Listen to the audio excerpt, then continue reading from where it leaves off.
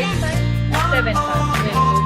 So in the denominator we will just write 7 as it is, because in the denominator we always write the total